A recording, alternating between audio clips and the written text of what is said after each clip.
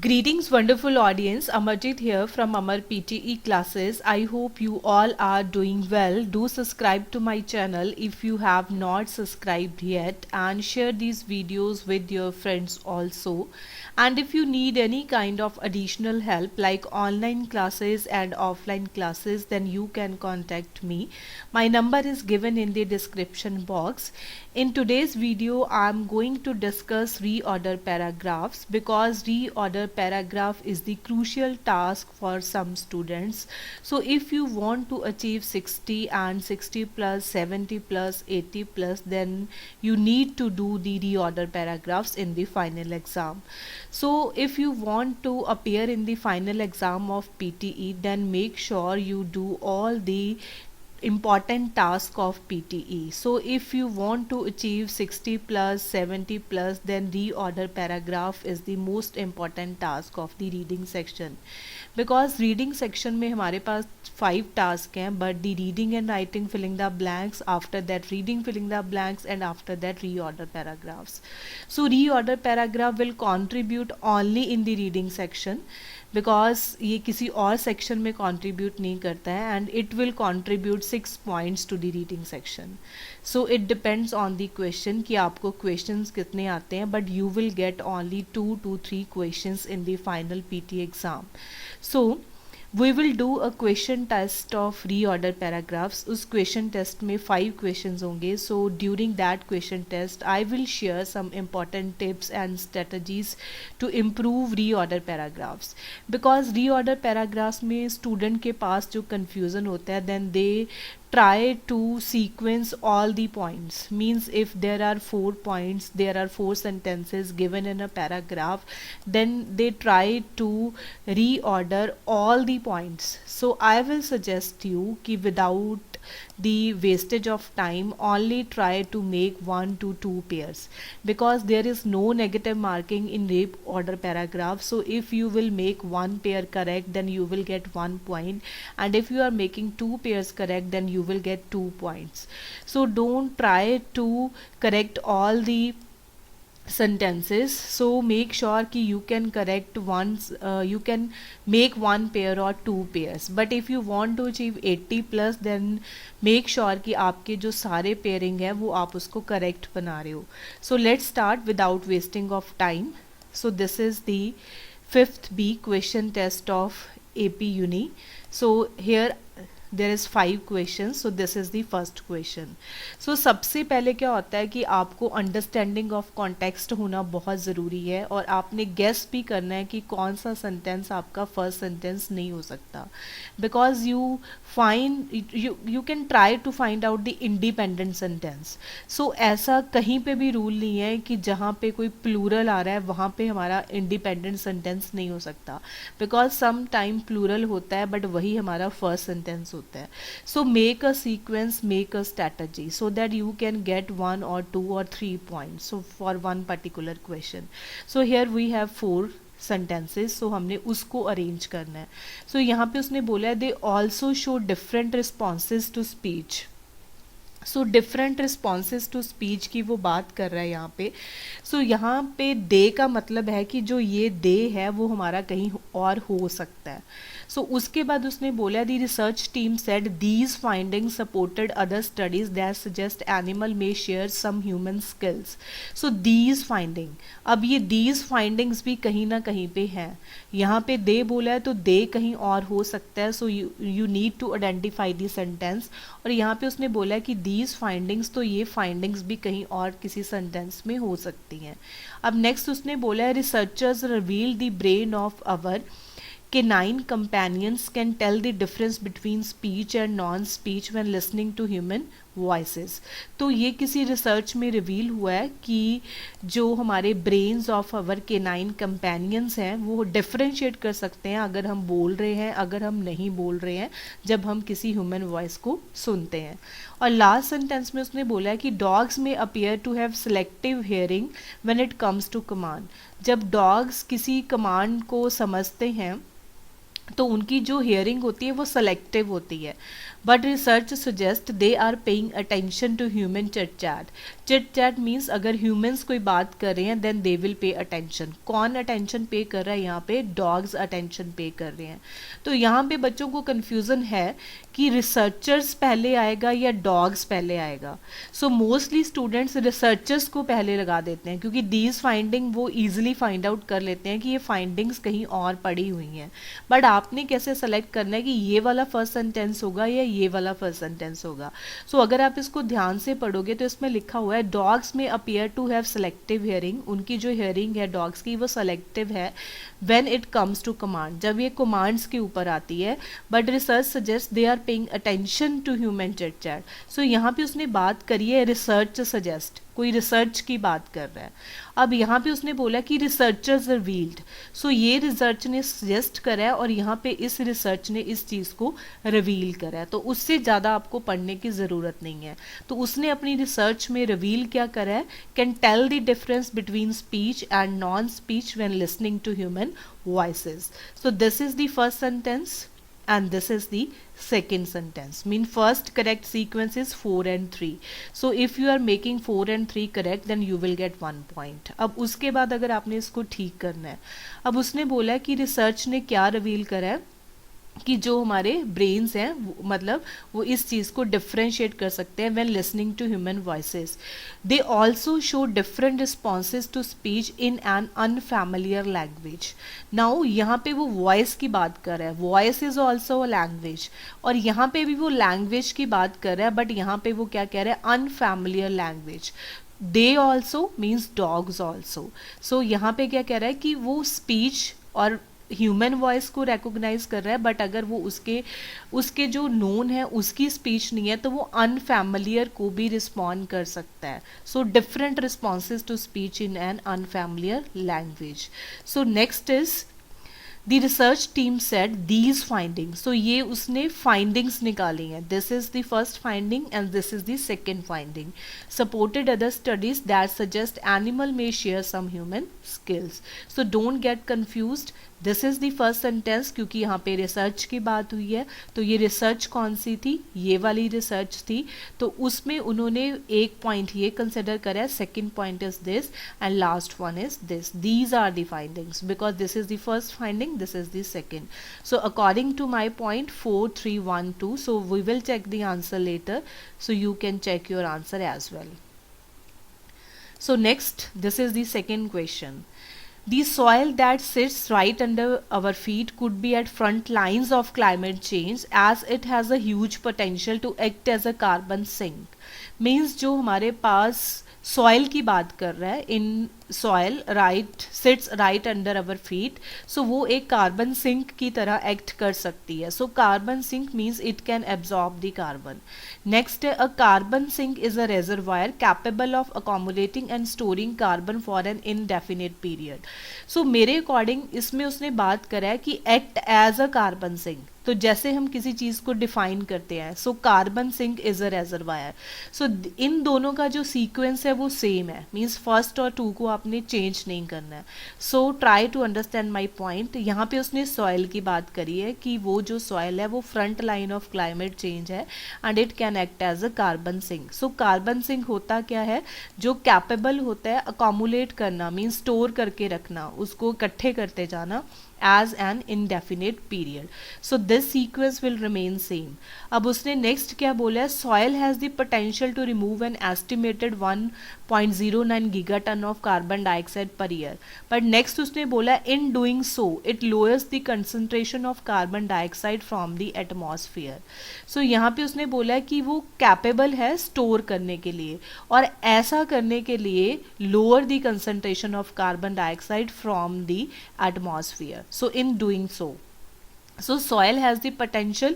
यहाँ पे उसने कम कर दिया और यहाँ पे उसने remove ही कर दिया. So this is the correct sequence. Means you can solve this question in 1 minute. So this is the first. ये फर्स्ट ही रहेगा क्योंकि उसमें ये इंडिपेंडेंट सेंटेंस है हमारा और यहाँ से उसने इंट्रोड्यूस करा है टॉपिक को, कार्बन सिंक को. सो यहाँ पे कार्बन सिंक को उसने डिफाइन करा है. तो ऐसा करने के लिए उसने इस चीज़ को बताया है, एलैबोरेट करा है कि ये लो करता है कंसंट्रेशन को, यार यहाँ पे उसने उस चीज़ को रिमूव ही कर दिया है. So correct sequence is 1, 2, 4, 3। तो अगर आप 1 2 को ऐसे भी रहने देते हो then you will get 1 point and here you will get 3 points for the correct sequence. So this is 1 point, 2 and 4 2 points, 4 and 3 3 points. So if you will get the question of 4 lines in the final exam then it will contribute 3 points. So next one, here again 4 sentences. Now peak performance experts say things like you should focus and you need to eliminate the distractions. So experts की बात कर रहा है यहाँ पे कि जो experts हैं उन्होंने बताया है कि आपको focus करना है और जो आपको distract कर रहा है उसको eliminate करना है. But there is a problem with this advice too. So इस advice के साथ भी कोई problem है. One of many options in front of you. How do you know what to focus on and how do you know where to direct your energy and attention? So this is a good advice. The more I study successful from all walks of life, the more I believe focus is a core factor of success. सो अब उसने बोला है कि जो peak performance experts हैं उन्होंने बताया कि आपको फोकस करना चाहिए और जो डिस्ट्रैक्शंस आ रही हैं उनको रिमूव करना चाहिए. So this is a good advice. उसने बोला कि ये गुड एडवाइस है बिकॉज जितने भी लोग मैंने देखे हैं उनका जो मानना है वो बिलीव करते हैं कि जो core focus is the core factor of success. तो फर्स्ट पॉइंट में उसने एडवाइस दी है, उसके बाद उसने बताया कि ये गुड एडवाइस है और मैंने ऐसे लोग देखे हैं. बट उसके बाद उसने बताया कि इस एडवाइस के साथ भी एक प्रॉब्लम है क्योंकि ये क्लियर है this is a good advice but there is a problem with this advice. So this is the advice and here is the problem. So problem क्या है? One of many option. अगर आपके पास बहुत सारी ऑप्शंस अवेलेबल हैं तो किस चीज़ पे फोकस करना है, किसको अपनी एनर्जी देनी है, किसको अटेंशन देनी है, तो आप उस चीज़ को कैसे रिकॉग्नाइज करोगे. So this is the sequence 1 4 2 3. So this is very easy. So यहाँ पे उसने एडवाइस दिया है. सो इस एडवाइस में उसने ये चीज़ बताई है, उस एडवाइस की यहाँ पे प्रॉब्लम डिस्कशन हुई है और उसके बाद उसने बताया कि प्रॉब्लम एक्चुअल में है क्या. So next question. So here we are 5 sentences. तो अब 5 सेंटेंसेस को आप कैसे सॉल्व करोगे? More over. सो जहाँ पे भी मोर ओवर आता है वहाँ से एक चीज़ क्लियर होती है कि ये फर्स्ट सेंटेंस नहीं होगा. मोर ओवर मतलब बहुत सारी चीज़ें हुई हैं उसके साथ एक चीज़ को हमने ऐड ऑन करा है. Moreover there has been a relatively recent initiative for encouraging bicycle usage as a sustainable transport mode. These figures, again यहाँ पे बात हुई है these figures, make Bogota the Latin America city with the largest number of kilometers of bike lines. Now, this city is currently endowed with more than 450 kilometers of bike paths. Over the last decade, Bogota has been recognized for its large bike dedicated infrastructure. The initial motivation for cycling in was primarily related to economic reason as many people could not afford paying the everyday cost of public transportation. So first you have to identify the independent sentence. Now here how you can find the independent sentence. So first is moreover, it cannot be the independent. These figure will not also. Now the city is currently. अब यहाँ पे वो current मतलब current means जो अभी चल रहा है, जो प्रेजेंट चल रहा है उसकी बात कर रहा है. But over the last decade की बात करी है उसने कि कुछ सालों से Bogota has been recognise for its large bike dedicated infrastructure. Means उन्होंने बाइक लेन्स बनाई हैं बगोटा में. तो ऐसा कुछ सालों से हुआ है, ऐसा कुछ सालों से हमने देखा है. द इनिशियल मोटिवेशन मतलब इनिशियली ये चीज़ कहाँ से आई है. सो इनिशियली मीन्स पहले कोई रीज़न गिवन होगा तभी ये सब इनिशियल होगा. So first is over the last decade. Now अब ये लास्ट डेकेड की बात करिए, अब हम प्रेजेंट की बात करते हैं क्योंकि फ्यूचर की अभी यहाँ पे कुछ बात हो नहीं रही है. The city is currently endowed with more than 450 kilometre of bike path. Near 6000 trips are made by bicycle. तो साइकिलिंग की बात यहाँ पे भी हो रही है, साइकिलिंग की बात यहाँ पे भी हो रही है और साइकिलिंग की बात यहाँ पे भी हो रही है. So you have to make the correct sequence. Don't get confused. Accounting for 6% of the total daily trips. So अब उसने बोला कि लास्ट ईयर ऐसे हो रहा है और करंटली ऐसे चल रहा है. तो उसके बाद अब इसमें उसने हमारे पास किलोमीटर्स बताए हैं, फिर उसके बाद उसने ट्रिप्स बताए हैं, then 60% of the total daily trips बताए हैं।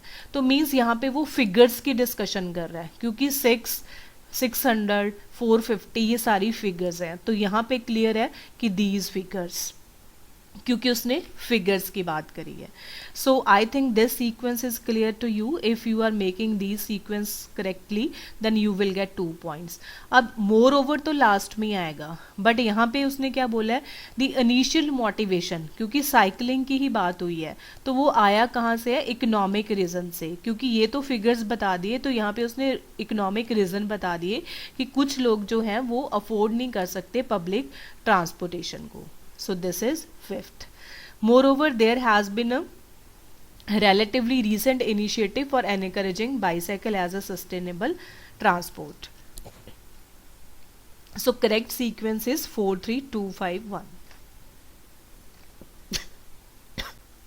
So this is the last question. So again 5 sentences. So first one is the several epidemiological observations have put the skin in the center of attention.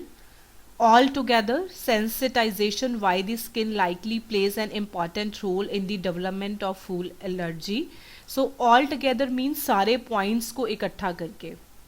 Next है then food allergy was found in the skin barrier protein that leads to impairment of barrier function. So उसके बाद then means उसके बाद. Next, the classical paradigm of sensitization to food occurring orally has shifted in favor of alternative routes such as the skin and possibly the airways. Next, first there was the observation that the use of ointments containing peanut oil increased the risk of peanut allergy. So, you need to find out the identify कि independent sentence हमारा कौन सा है।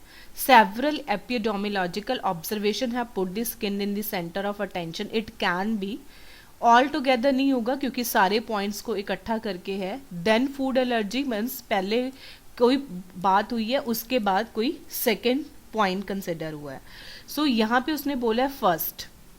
सो अगर आप इसमें बात करते हो कि फर्स्ट ये है देन उसके बाद ये चीज़ हुई है, सो इन दोनों का जो सीक्वेंस है वो सही है कि first there was the observation that the use of ointment containing peanut oil increased the risk of peanut allergy, then the food was found in the skin barrier protein. So इनका sequence दोनों का clear हो गया, but आपने first point को find out करना है। अब फर्स्ट पॉइंट हम ले सकते हैं the classical paradigm of sensitization, means food allergy की स्टार्टिंग कहाँ से हुई है, तो उसने बोला कि पहले जो फूड एलर्जी होती थी वो ऑरली होती थी, मीन्स आप सांस ले रहे हो तो उस चीज़ से होती थी, बट उसने बोला कि अब उसके ऑल्टरनेटिव रूट्स भी हैं such as the skin and possibly the Airways.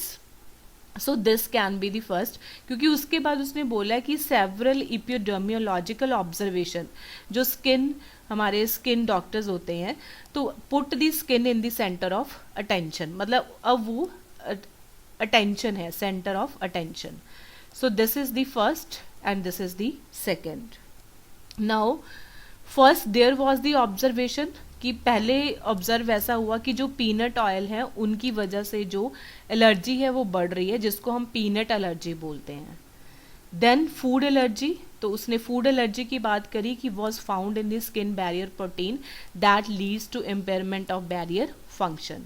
So altogether sensitization was the skin likely play an important role in the development of food allergy.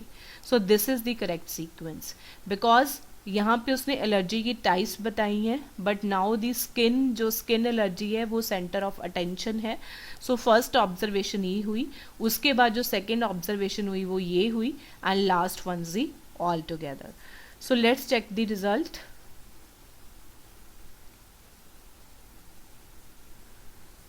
So here it is 100%. So this is the first 4, 3, 1, 2। मैंने आपको बता दिया था कि 4, 3 में confusion हो सकता है, बट रिसर्च से आपने रिसर्चर्स को सेकेंड पॉइंट लेना है। नेक्स्ट 1, 2, 4, 3। थर्ड क्वेश्चन है 1, 4, 2, 3। 1 पीक परफॉर्मेंस है, फिर एडवाइस है, बट उस एडवाइस के साथ प्रॉब्लम है, फिर ऑप्शंस है। Next 43251 over the last decade, then currently जो सिचुएशन है, फिर उसके बाद फिगर्स बताई थी, then initially, after that moreover, and this is the last one. So इसके बाद भी लगता है आपकी कुछ क्वेरीज हैं, इवन अगर आपकी कोई सजेशंस हैं, आप चाहते हो मैं किसी पर्टिकुलर टॉपिक पे वीडियो बनाऊं, तो आप कमेंट बॉक्स में लिख सकते हो. प्लीज़ इन वीडियोस को आगे शेयर कर देना and do subscribe to my channel अगर अभी तक आपने इसको सब्सक्राइब नहीं करा है. And thank you so much for watching my videos.